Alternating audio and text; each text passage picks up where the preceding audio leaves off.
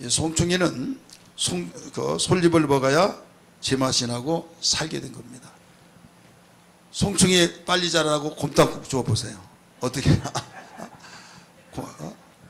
곰탕국을 준다고 한다면 야, 못 먹어본 거 정말 별미다 하면서 그거 먹고 살 수 있을까요? 살 수가 없는 거예요.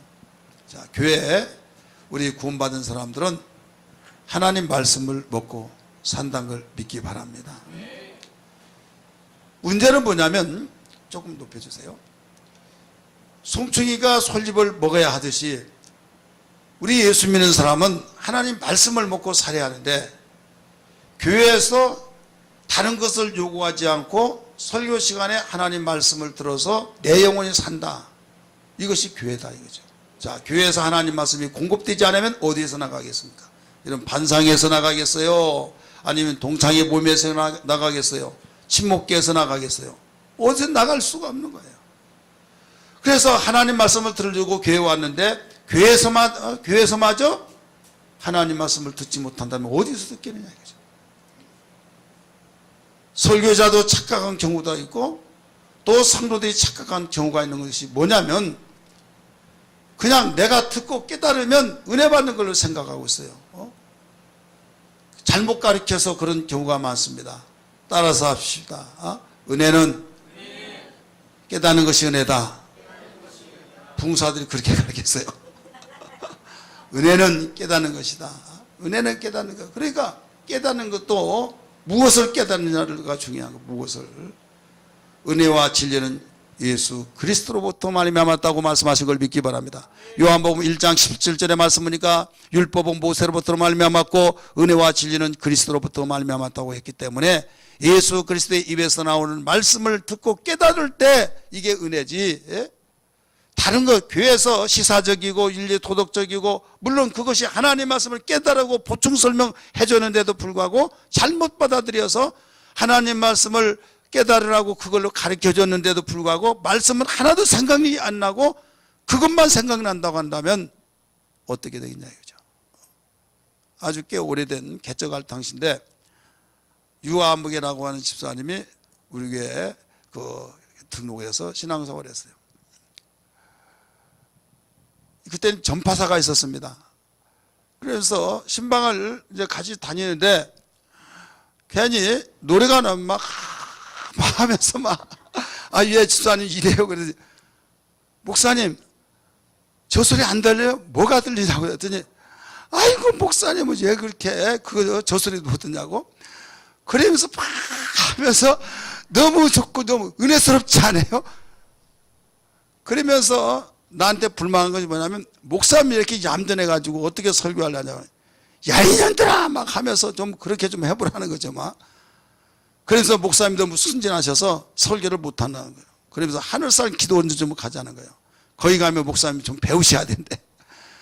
그래가지고 하도 그랬어서 이제 이제 교인들 얼마 되지 않지만은 그 당시에 최고 이제 차가 있는 것은 어느 집사님이 1.4톤 포장 이렇게 했던 거기에 포장차가 있었어요. 근데 차가 없으니까 거기에 타서 이제 올라가는데 나중에 포장을 걷고 나오니까 다 찾아오는 거예요. 하늘산 언덕이 이렇게 됐잖아요. 지금 어떻게 됐는지 모르겠지만은. 근데 그분 고인 되셨지만은 욕으로 시작해서 욕으로 끝나요. 막. 야, 이년들아!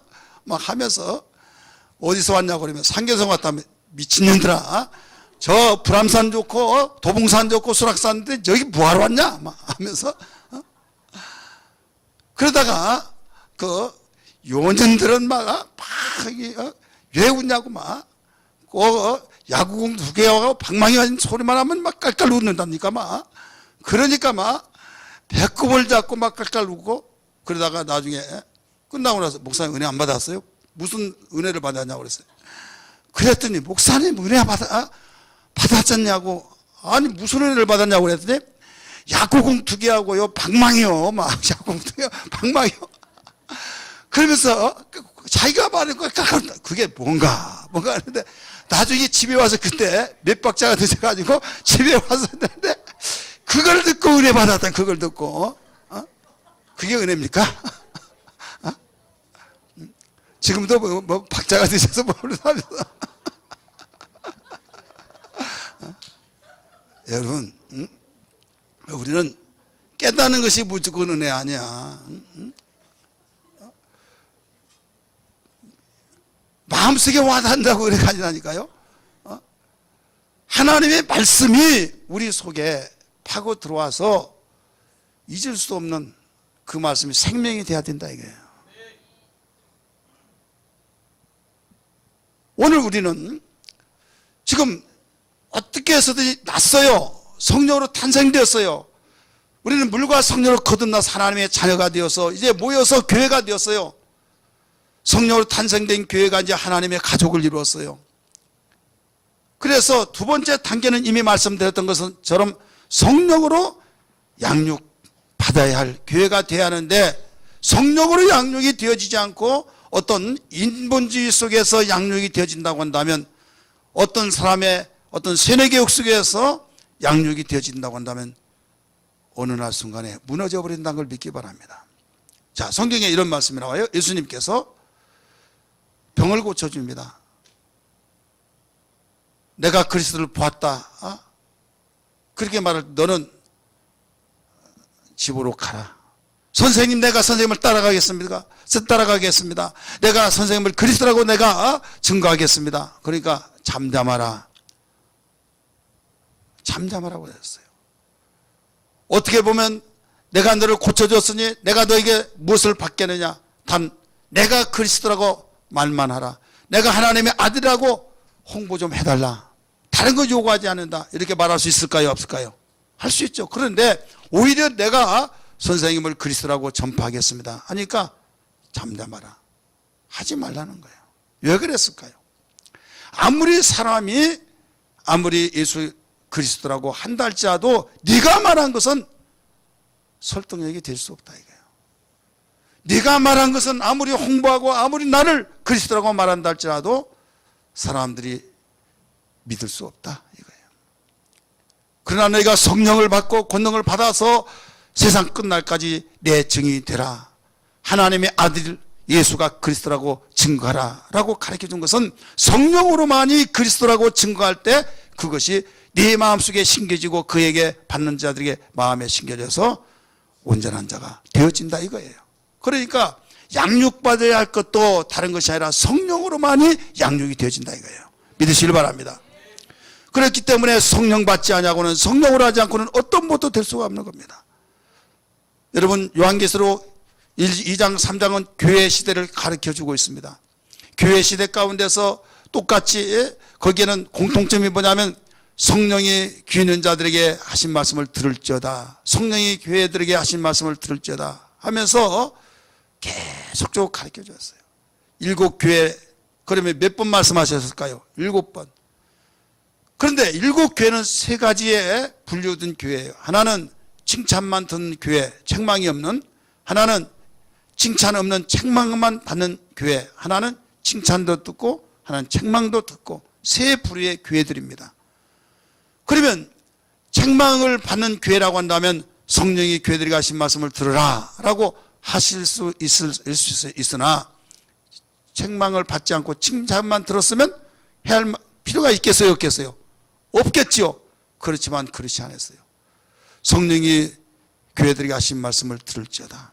어떤 자에게 귀가 있거든, 귀 있는 자는 성령이 교회들에게 하신 말씀을 계속적으로 칭찬받는 교회나 책망받는 교회나 책망받지 않고 칭찬만 받는 교회나 할 것들이 똑같이 가르쳐줬어요. 이것은 다른 것이 아니라 교회는 성령의 소리를 듣고 양육을 받고, 성령의 소리를 받고 성령의 소리를 듣고 온전해질 수 있기 때문에 성령의 소리를 들어야 된다는 겁니다.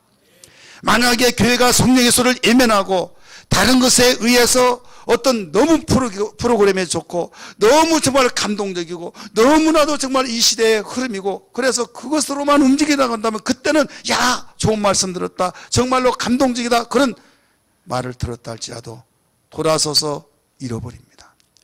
그러나 지겹고 버겁고 때로는 정말로 야, 너무 힘들어 한다 할지라도 성령께서 역사하실 때 그것이 머리에 계속 되새겨지면서 잠을 이루지 못하면서 그 말씀이 생명이 되어서 결국은 자기를 힘들게 만들 때 거룩한 부담이 되게 해서 기도하지 않고는 견딜 수 없고 그 말씀대로 움직이지 않고는 견딜 수 없어서 말씀이 생명이 되어 그가 온전해지는 양육이 되어지는 것을 믿으시길 바랍니다. 상당히 오랜 오래된 어느 때인데요. 충주에 충주에서 어떤 교단 모임이 있었어요. 그래서 제가 언젠가도 말씀을 드렸지만은 거기에 모임 속에서 휴식을 취하기 위해서 충주의 그 근처에 커피숍에서 커피를 마시고 있는데 마시면서 이상한 것을 발견했어요. 느티나무가 있는데 거기에 18리터나 20리터 된 양철통 있지, 사각. 거기 있다가 또 어떤 플라스틱통, 거기에 대롱대롱 다 달아놓는 거예요. 도대체 왜 그러냐? 그래서 나중에 가서 봤더니 거기가 물이 가득가득 채워진 거예요. 탄삼 이거 뭐하러 채워냈대요? 뭐하러 채워냈대요? 그런데 저는 한순간에 딱 느껴졌어요. 아, 이래서 그랬구나. 그게 뭐냐면 느티나무가 지 마음대로 막 이렇게 뻗으니까 볼품이 없어. 근데 가지마다 거기에 물의 무게만큼 휘어지잖아요. 그래서 이 느티나무를 우산처럼 이렇게 만들기 위해서 18리터나 20리터 된 그보다 더 큰 것도 그 속에 끈을 달아서 거기에 양철동이를 놓고 물을 갖다 부은 거예요. 그렇게 놓으면 보기는 흉하지만은 이것이 한 달 되고 두 달 된다고 한다면 굳을까요? 안 굳을까요? 굳어버린다 이거. 그래서 나중에 풀어놓으면 그대로 모양이 나와야 안 나와요? 나오죠. 그럼 뭐라고 하겠어요? 야, 저 나무 이상한, 너무 좋다. 너무 어떻게 저렇게 자랐지? 하겠습니까? 안 하겠습니까? 그러면 판다고 한다면 얼마 정도 갈까요? 1억 하면 사갈 사람이 1억짜리 1억 하면 1억 가는 거예요. 5억 하면 하지만은 내가 10억 줄게.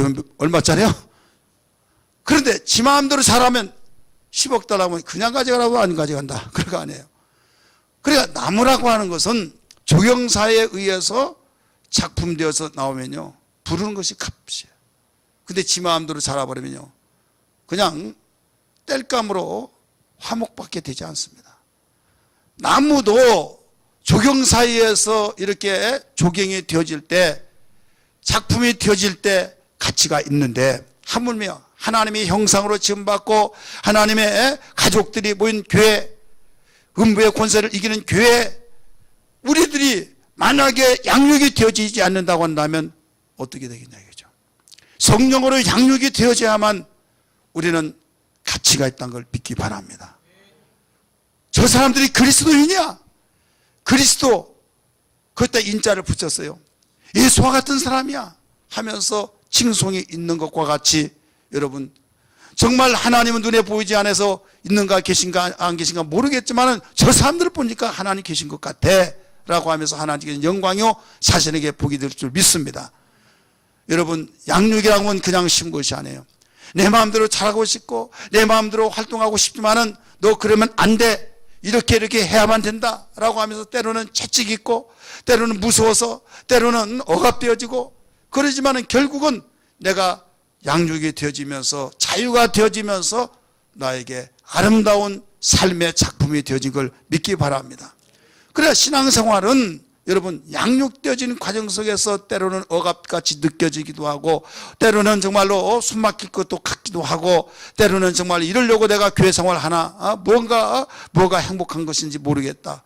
교회 생활이면 복이 되고 행복되고 마음 평안한 줄 알았더니 오히려 교회 생활하면서 스트레스 받는다, 이런 생각을 가질 수 있으나 이것이 하나님 말씀을 듣고 양육되어진 과정 속에서 그러느냐 아니면 내가 양육과 관계없이 그러느냐 분별해야 될 줄 믿으시길 바랍니다. 오늘날 교육이 위기에 맞았죠.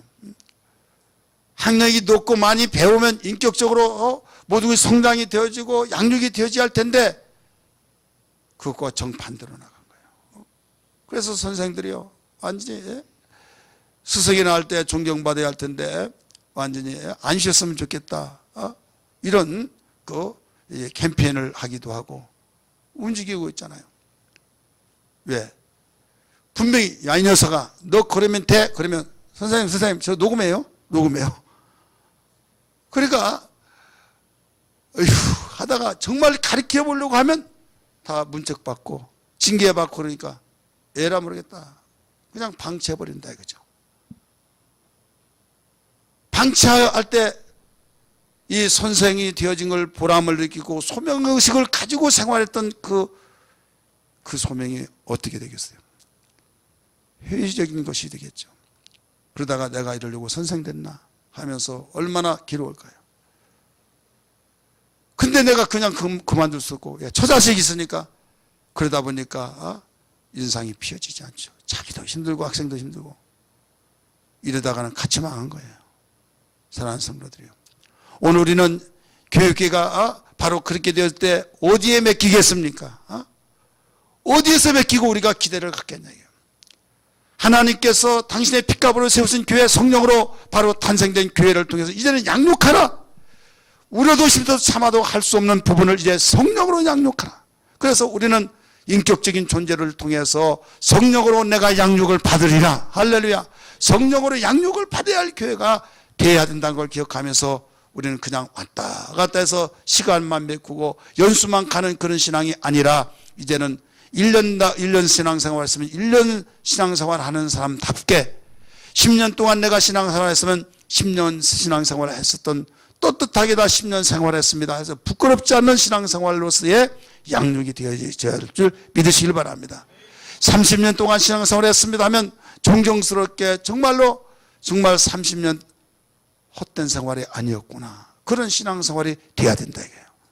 말로만이 아니라 내가 행동으로도 보여지는 것으로도 우리는 인격적으로 품위에 나타나는 것도 모든 것들이 우리 하나님께 영광을 돌리지는 이것은 하루아침에 되어진 것이 아니라 그냥 된 것이 아니라 나무를 조경사에 의해서 잘 가꾸어 다듬어져 되어진 것처럼 교회를 통해서 반드시 그렇게 다듬어져야 된다 이거예요.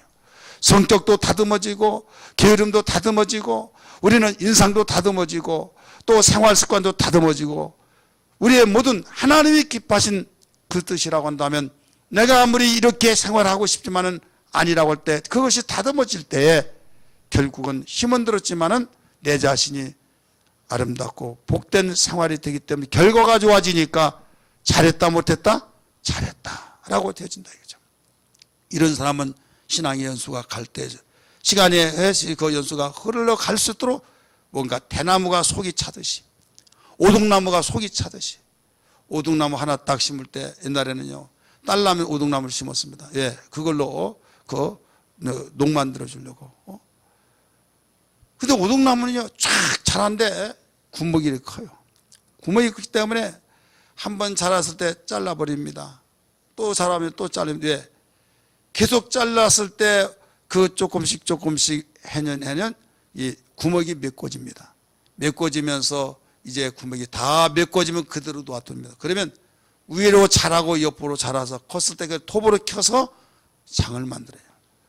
이 오동나무가 가볍고 질기고 그래서 가치가 있는 겁니다. 그러나 뻥 뚫린 대나무같이 통이 피었는데 어떻게 켜겠습니까? 그러니까 잘라내기 아깝지만은 그것을 반드시 목적에 의해서 잘라낸다 이게요. 우리는 성령으로 양육받는데 때로는 신음소리, 아픔소리 꼭 이렇게 해야만 되는가 하면서 고통의 신음소리가 있다 할지라도 목적이 있다 이게요. 왜 우리는 양육받아야 하느냐? 성령으로 양육받아야 할 그 이유는 한마디로 말한다고 한다면 목적이 있기 때문입니다. 따라서 목적이 있기 때문에 그 목적을 이뤄나가야 하기 때문에 하나님께서 우리에게 택하고 부르시고 성령으로 탄생된 교회가 이루어지게 만드셔서 교회라고 하는 기관을 통해서 우리가 그리스도의 분량에 이르기까지 장성하기까지 원하신 것은 목적 있는 삶이 되어지기 위해서. 그래서 우리를 만드신 목적도 뭐입니까? 이사야 43장 7절 21절에 보면 영광을 받기 위해서 찬송을 부르게 하기 위해서 믿으시길 바랍니다. 에베소 2장 10절에 말씀 보니까 선한 일을 위하여 지음을 받은 자다라고 말씀하셨어요. 우리 성경 한번 찾을까요? 에베소 2장 10절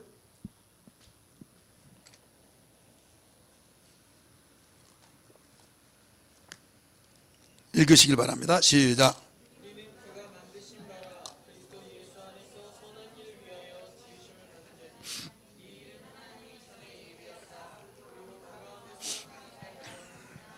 아멘. 지금 에베소서는 교회론입니다.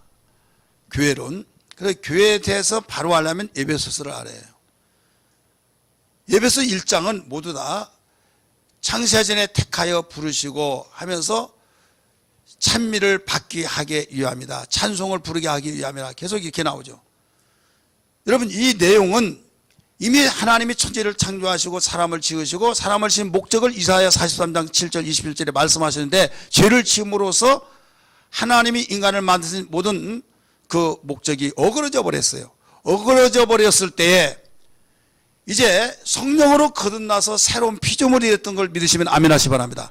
새로운 피조물이 되었으면 다시 창조의 목적이 회복돼야 된다 이거예요. 회복되는 그 말씀을 에베소 2장 10절에서 가르쳐주고 있는 거예요. 그게 뭐예요? 지음을 받았다. 새로 지음을 받았다 이거예요.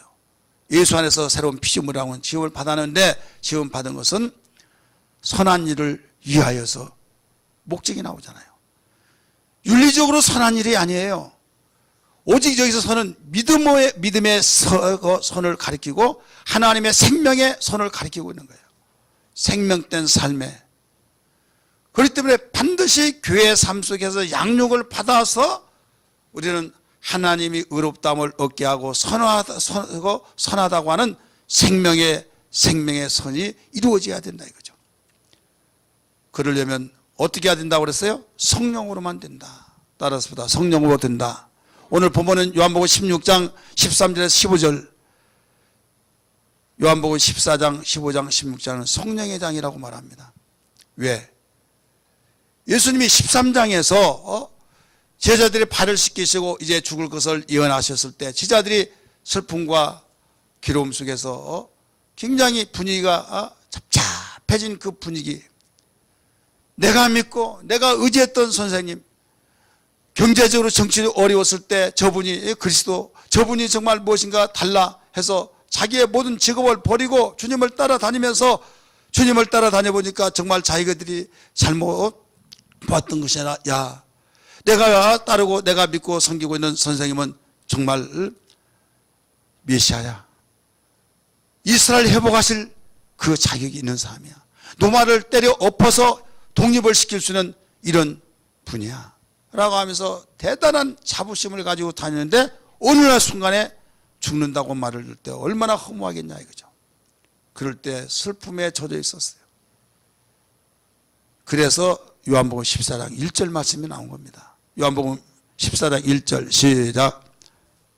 그냥 이런 정도는 외워야죠. 좀 나도 외우는데. 너희는 마음에 근심하지 말라. 하나님 또 나를 믿으라. 예.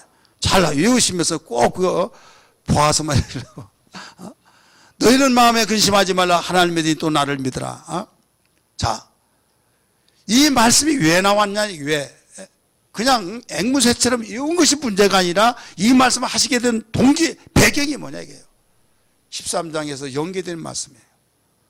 죽는다고 하는 그 말을 들었을 때 슬픔에 젖어 있는 그 분위기 속에서 너희는 마음에 근심하지 말라. 하나님을 믿으니 또 나를 믿으라. 그 뒤에 뭡니까? 소망을. 마음의 근심을 그냥 하지 마라. 강압적으로 욱박하면서 말씀하신 것이 아니라 근심하지 말아야 할 이유가 있다. 2절, 3절 같이 읽습니다. 시작.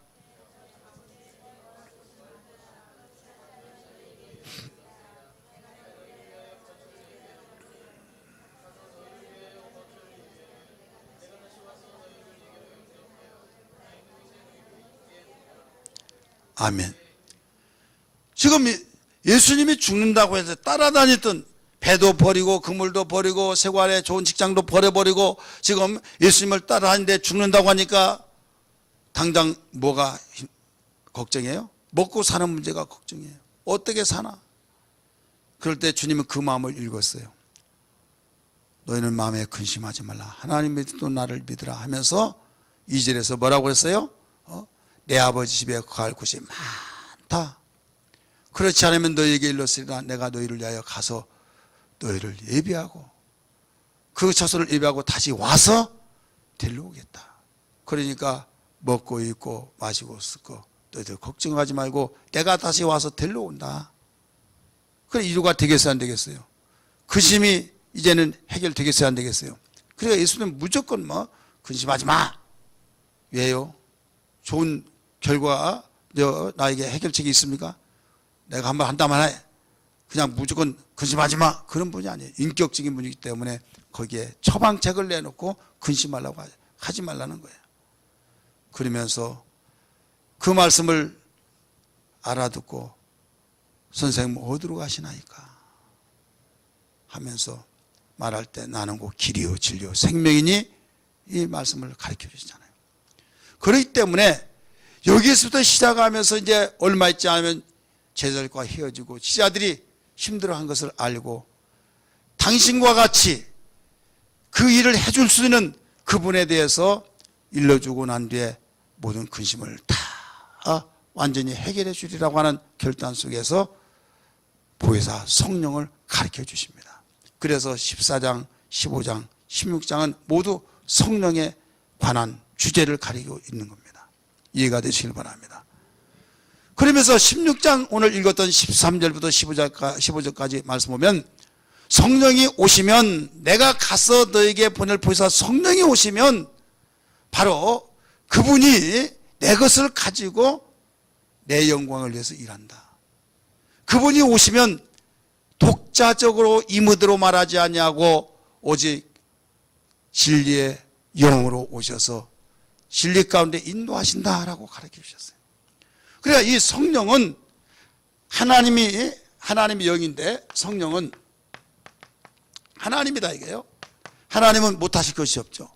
그런데 성령이 오셔서 자기의 임의대로 하는 것이 아니라 내게 들었던 거, 내가 하는 일 모든 것을 그것 가지고 말씀하신다 이게요. 그러면서 자의대로 하지 않는다. 임의대로 말하지 않는다. 듣는 것을 말한다. 예수님이 진리신 걸 믿기 바랍니다.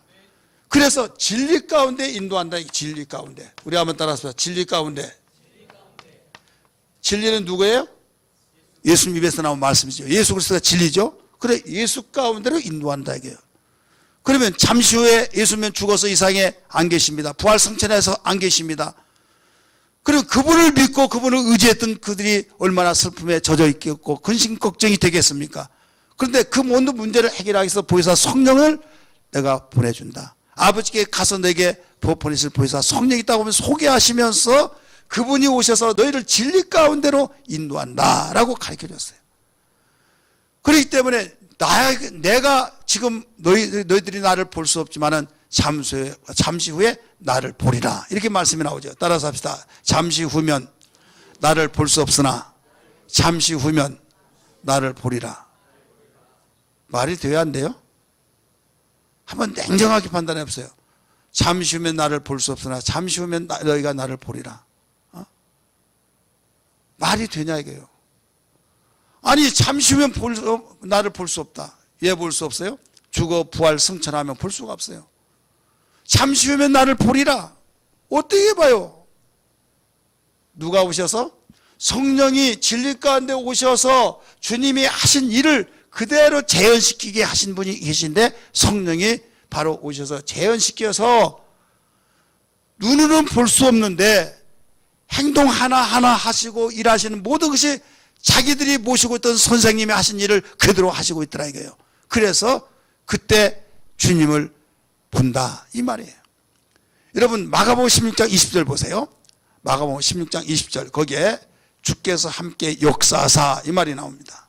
지금 주님은 하늘 보좌 높이로 올라가시는데 주님이 말씀하신 말씀을 순종하니까 주께서 함께 역사하사 말씀하신다. 같이 읽으세요. 시작.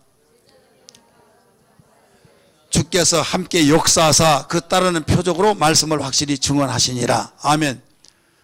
지금 말씀하시고 하늘로 올라갔어요. 그 말씀을 듣고 순종했습니다. 순종했더니 주님이 함께 역사했다는 거예요. 주님이 지금 어디로 올라가는데? 하늘로 올라갔는데. 하늘로 올라갔는데 지금 함께 역사했다. 그게 뭐예요? 주님이 세상에 계실 때 행했던 그대로의 일을 하게 됐다. 그래서 그들이 그제서야 잠시 후면 너희가 나를 볼 수 없으나 잠시 후면 너희가 나를 보리라는 그 말씀이 그 말씀이구나 하신 말씀입니다. 사랑하는 성도들이요, 오늘 우리는 양육을 어떻게 받느냐? 우리 양육 받기를 원하시면 아멘 하십시다. 양육 받으려면 진리 가운데 인도를 받을 때만이 양육을 받습니다. 따라서 합시다. 진리 가운데로 인도받을 때 다른 방법이 없어요. 기술력이 아무리 좋다 할지라도 진리 밖으로서는 우리는 교회를 양육할 수가 없는 거예요. 오늘 본문 말씀 16장 13절 한번 다시 봅니다. 시작. 그러나 진리의 성령이 오시면 그가 너희를 모든 진리 가운데로 인도하시리니 그가 스스로 말하지 않고 오직 들은 것을 말하며 장래일을 너희에게 알리시리라. 진리 가운데로 인도하셔서 예수 가운데로 인도하셔서 그동안 3년 동안 가르쳤던 진리 가운데로 푹 잠겨지게 바로 인도하셔서 양육이 되어버린다 이 말이에요. 할렐루야. 그렇기 때문에 우리는 어떤 일이 있더라도 진리를 떠나서는 안 되는데, 진리는 주님이 하셔서 입에서 나오는 그 말씀이 진리인데, 말이란 건 어떻습니까? 말하면서 사라져야 안 사라져요? 사라져버린 겁니다. 녹음기가 있다고 한다면 녹음해서 틀어놓으면 다시 리바이벌해서 이제 그 소리를 들어서 야 이게 주님의 말씀이야 할 수 있겠으나 당시에는 그렇게 시스템이 되지도 않았어요. 그러면 주님이 하신 말씀이 이미 사라져버렸고 다시 들을 수 있어요 없어요? 없지요. 그런데 보혜사 성령이 오시면, 보혜사 성령이 오셔서 바로 이분이 진리 가운데 인도해서 바로 내가 너에게 가르쳤던 말을 다 그 말씀으로 양육을 할 것이다 이 말씀이에요. 그러면서 그가 보혜사 성령 오시면 내 것을 가지고 내 영광을 위하여서 일한다 라고 가르쳐 준 거예요. 14절 같이 읽습니다. 시작. 그가 내 영광을 나타내니 내 것을 가지고 너희에게 알리시겠습니다. 누구의 것 가지고요? 여기서 내 것은 누구의 것입니까? 주님의 것 가지고. 누가? 보혜사 성령께서.